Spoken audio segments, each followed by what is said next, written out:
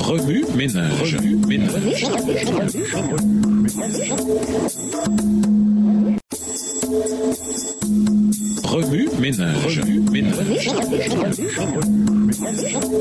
Bienvenue à notre émission Remue ménage. Noir leçon de lundi, interpréter l'intercesseur. L'une des histoires les plus étonnantes de l'intercession humaine apparaît dans cette plongée dans l'idolâtrie et la quasi-extinction. Les menaces de destruction totale proférées par Dieu n'étaient ni vaines ni exagérées. Cependant, Moïse se souvint de l'amour profond dont Dieu avait fait preuve en épargnant Adam et Ève le jour où il avait mangé le fruit défendu. Croyant aux promesses de Dieu et à sa miséricorde, Moïse supplia Dieu de ne pas détruire le peuple hébreu. Dieu voulait manifestement que Moïse fasse quelque chose, puisqu'il donna d'abord l'ordre suivant « Redescends tout de suite » Exode 32, le verset 7. Cela ressemble beaucoup à une demande de Dieu à Moïse de se tenir sur la brèche et d'intercéder pour son peuple. Moïse releva le défi, mais au lieu de quitter la montagne comme Dieu l'avait ordonné, il resta et poursuivit la conversation avec lui. En intercédant pour la vie du peuple, Moïse souligna que la réputation de Dieu auprès des Égyptiens était en jeu.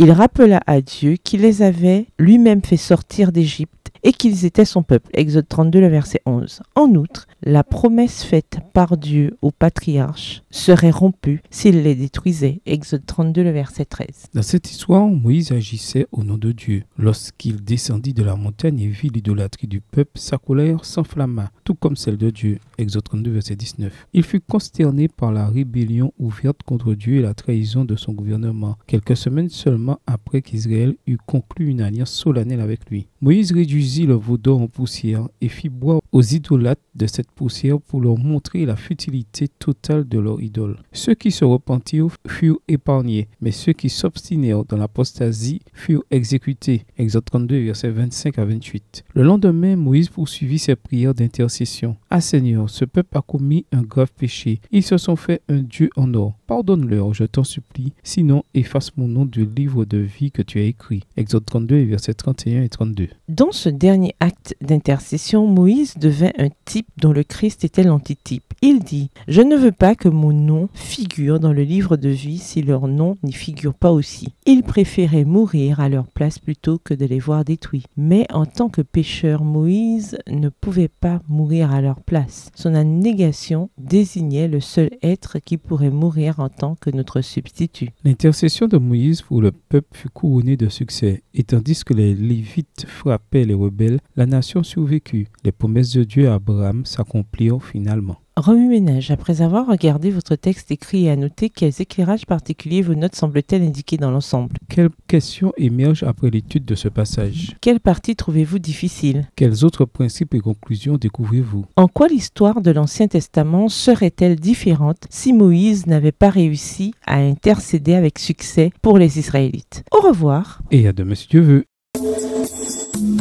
Remue ménage. Remue ménage.